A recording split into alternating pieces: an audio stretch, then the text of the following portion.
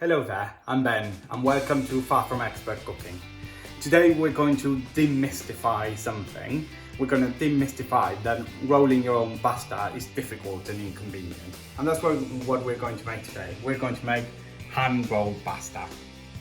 Now, I'm not going to use a pasta machine for these because I don't have it, but if you have it, then you can use it.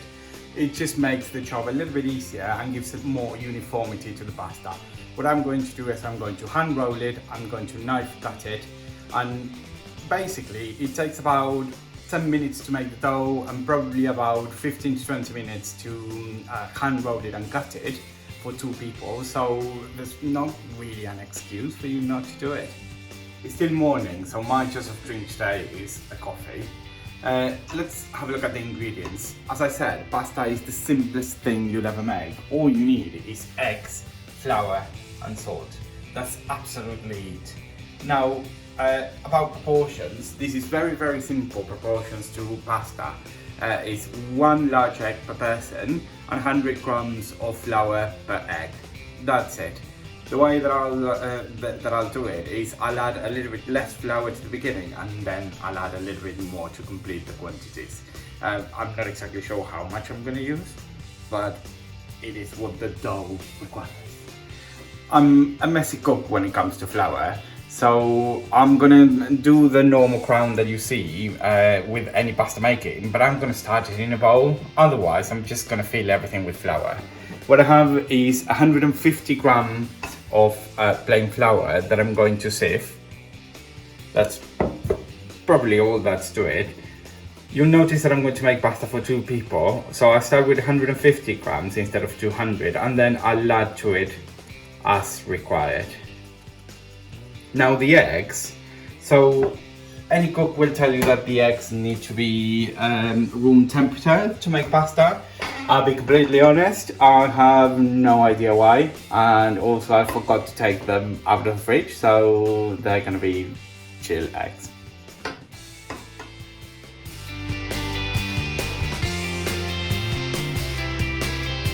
I'm going to add a little bit of salt, but I'm not going to add a lot to it because afterwards you're also going to put salt in the water where you cook the pasta, so it doesn't need a lot of salt. Also, this dough is very versatile. You can add spinach, you can add red pepper, so you can color it, you can do green pasta, you can do red pasta.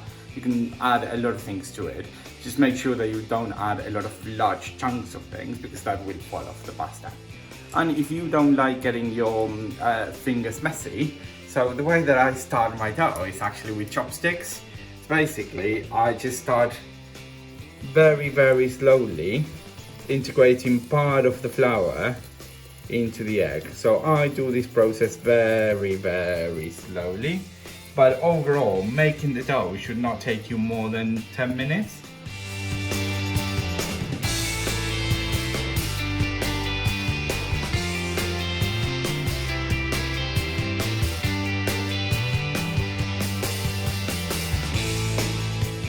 So if you add the flour slowly, then it gets to a point that the dough just doesn't take any more flour, so it's really easy not to go over. You start with a little bit of a lower amount of flour. What I've done here is I've put some flour in the worktop and I just continue working the dough for another couple of minutes until you have a dough that doesn't stick to your hand. You'll notice as you go for it that if it's not ready, that it'll stick to your hand, it's gonna feel wet. And basically you just continue working it until you don't add a lot more flour, just work it a little bit until it doesn't feel that sticky anymore. The dough is ready to rest now. You can see that it doesn't stick anymore and has a very nice color. I've shaped it as squared as I can, and that is to make it easier when I sort of roll it basically. So now the only thing that's left is for these to rest in the fridge for about an hour, and then we can roll it. So you just cover it in a little bit of film, and there we go. The dough has rested in the fridge for about an hour, so it's ready to be rolled. What I'm going to do is I'm going to cut it in 4. You don't need very big pieces just because we're going to roll it quite thin. I'm gonna put some flour on the table and just cut it basically in four. So there's a couple of tips when it comes to rolling the pasta. So the first tip is how thin do we roll it.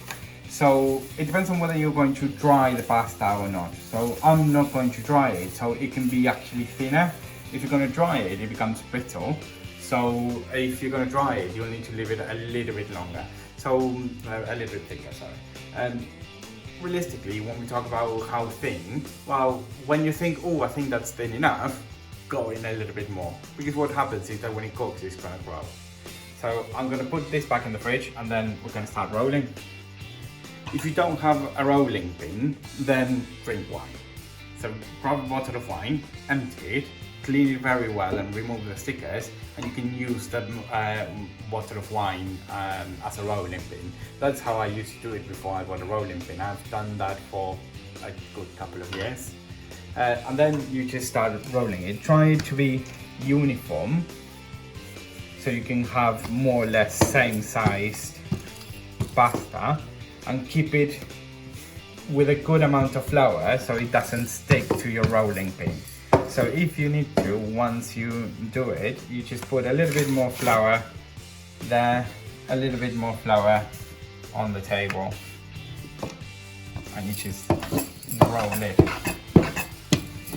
I'm gonna roll it until it's probably almost see-through, and you can see how quick this is.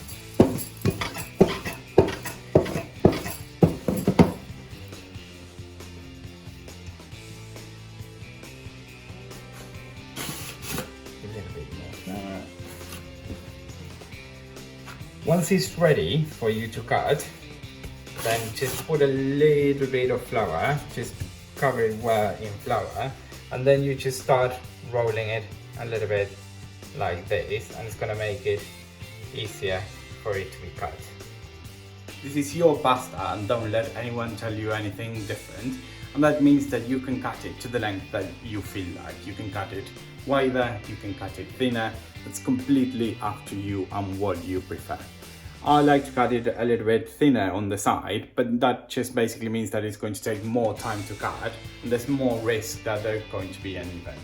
The way that you want to cut it is you want to have always your knuckle, never your fingers, and basically you just go with the knife and slide it.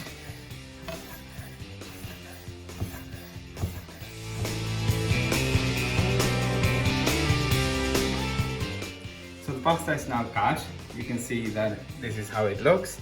Then you just roll it out, and since I'm not going to leave it to dry, I'm just going to put it in a tray with a little bit of flour. If you're going to dry it, you just hang it. You can use a pasta hanger, or you can use a clothes hanger as well if you want.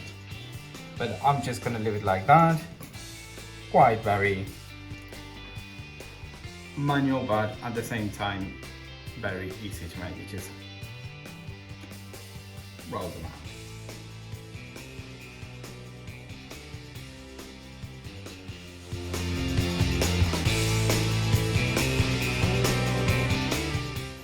Pasta is ready to go into the water.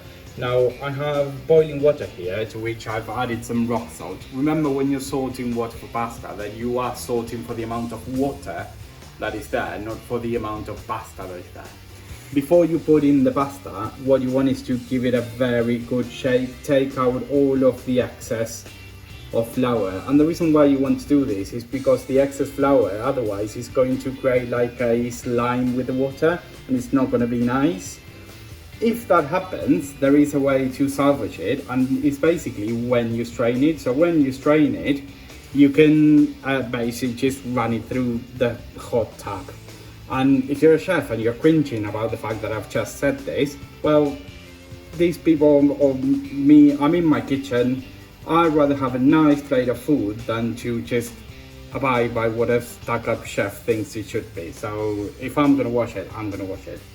Once you put the pasta in the water, just bring it to a boil again and then simmer. Remember, this is fresh pasta, so it's not going to take as long to cook. It's only going to take about 4 to 5 minutes to be ready. How you want it, whether you want it more al dente or more chewy, or however you want it, it's up to you. So you just taste it and see when you want to take it out. Fast forward 4 minutes and the pasta is ready to be strained.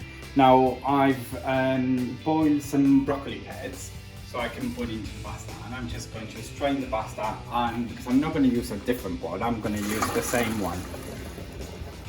So I'm going to strain this a little bit. In the meantime, I'm going to add to the pot a little bit of butter and a little bit of single cream, and I'm going to get everything back there.